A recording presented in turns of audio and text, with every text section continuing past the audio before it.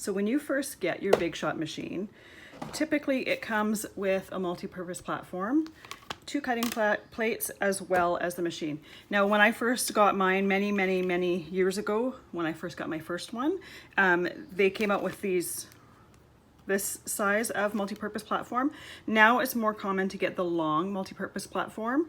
I use mine so seldomly, I actually can't find where I've put mine. So the plain one, the one that's the same size as the regular plates, is the one that I tend to use more often.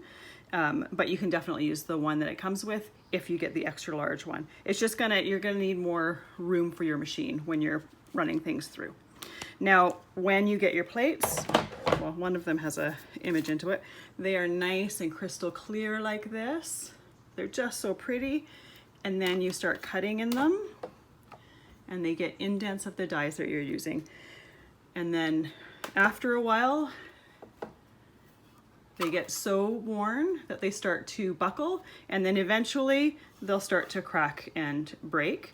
Now, even when my die is like this, I will still use it until it starts to break. What I typically do when I'm die cutting is I'll use this side and then I'll use this side. Like, I'll just keep flipping sides so that it gets even wear on both sides.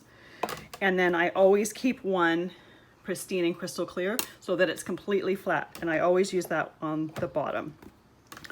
When it gets to the point where your dies do, or your plates do this and eventually break, you can buy new cutting plates.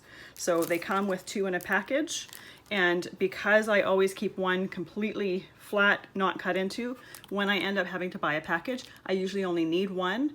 Once the next one gets to this point, I already have a replacement one to use.